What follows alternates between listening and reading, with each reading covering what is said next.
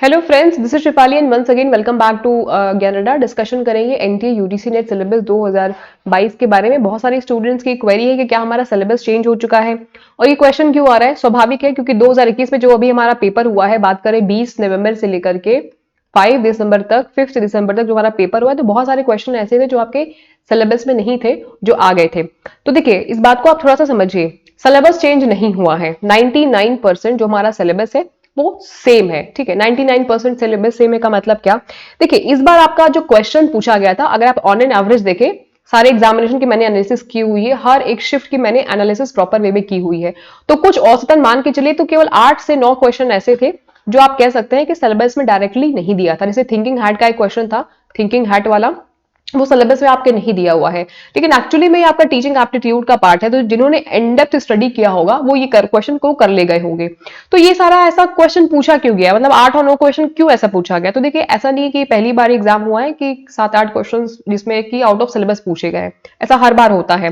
जैसे कि जियो thermal, solar thermal और बहुत सारे कुछ ऐसे क्वेश्चन थे जो आपके पीडीई के थे, वो इन डेप्थ क्वेश्चन पूछे गए थे। तो आपका जो कंपटीशन लेवल है, 13 लाख लोगों के साथ में आप कंपटीशन कर रहे हो, तो इनको नॉर्मलाइज करने के लिए कुछ क्वेश्चंस आपके इन डेप्थ वाले कंसेप्ट में पूछे गए थे। ठीक, लेकिन ये सब समझने वाली बात इसमें सिर्फ एक पॉइंट है कि आपका सिलेबस कहीं से भी चेंज नहीं हुआ है, आपका सिलेबस सेम है, आपको अपने सिलेबस से स्टिक रहना है, आपका सिलेबस सेम है। अच्छा, पहली बात ये कि आपका सिलेबस सेम है। अब सेम है तो मतलब बदला क्या है, बदला ये है पैटर्न चेंज हुआ है। अब पैटर्न क्या चेंज हुआ है, पैटर्न ये चेंज हुआ है कि 80:20 का पैटर्न है, मतलब 80% आपके इनडायरेक्ट क्वेश्चन पूछे गए थे और 20% आपके डायरेक्ट क्वेश्चन पूछे गए थे। अब इनडायरेक्ट क्वेश्चन पूछे गए थे का मतलब क्या कि इस बार जो भी क्वेश्चन पूछे गए थे, अब वो आपके एजर्शन रीजन के फॉर्म में पूछे गए थे, यानी कि कथन और कारण के फॉर्म में। दूसरा, आपका स्टेटमेंट के फॉर्म में क्वेश्चन पूछा गया था। स्टेटमेंट के फॉर्म में क्वेश्चन पूछे जाने से बच्चों को बहुत सारा कंफ्यूजन यहाँ पे हुआ है। तो पहला तो एजर्शन और रीजन के फॉर्म में क्वेश्चन था, दूसरा स्टेटमेंट के फॉर्म में क्वेश्चन था, और आपका प्रीमाइज के फॉर्म में क्वेश्चन था, मतलब कि प्रीमाइज दे दिया था, कहीं कहीं स्टेटमेंट दे दिया था।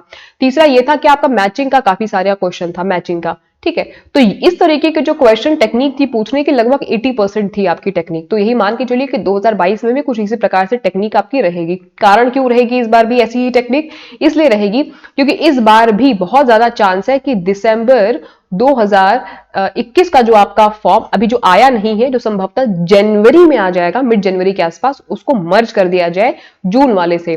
ठीक है, जून 2022 में। तो जब इन दोनों एग्जाम को मर्ज कर दिया जाएगा, तो फिर से आपका कहीं ना कहीं जो कंपटीशन होगा वो 9 से 10 लाख लोगों के साथ में होगा।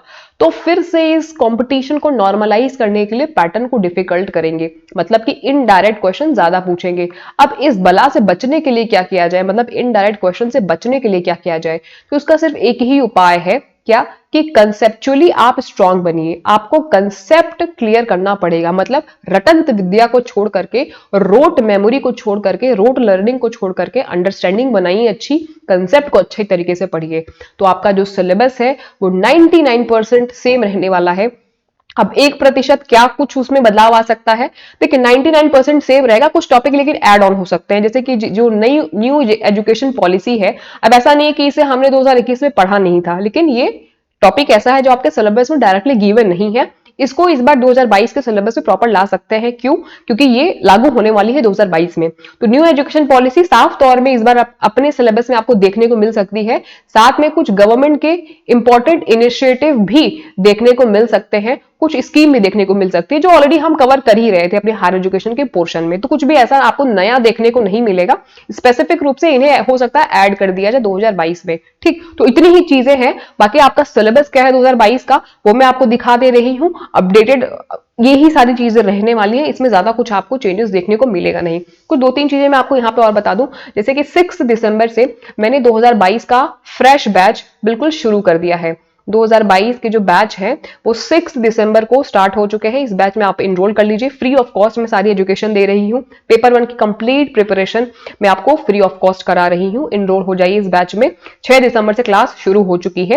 एक डिफरेंट प्लेलिस्ट मैंने बना दी हुई है कैनेडा के जो है प्लेलिस्ट वाले सेक्शन में, वहां पे आप जाएंगे तो आपको NTA UGC net 2022 new batch करके एक अलग प्लेलिस्ट मिल जाएगी। वहां पे सारी वीडियोस आपको देखने को मिल जाएंगे। कुछ 7 या 8 क्लास मैंने अभी तक ली हुई है। तो ये एक इनिशिएटिव मैंने शुरू किया है कि आपको क्वालिटेटिव और कॉम्प्रिहेंसिव तरीके से सारी मैं आपको यहाँ पे पीडीएफ और लेक्चर्स और वीडियोस अपलोड करती रहूंगी और पढ़ाती रहूंगी। अच्छा, इसके लिए करना क्या है, इनरोल होना है। और इनरोल करने के लिए क्या करना है, सबसे पहले तो आप ज्ञानडा को सब्सक्राइब कर लीजिए अगर सब्सक्राइब नहीं किया है, ताकि वीडियोस की नोटिफिकेशन आपको टाइमली मिलती रहे। बेल आइकन को भी प्रेस कर लीजिएगा ताकि आपको नोटिफिकेशन मिलता रहे।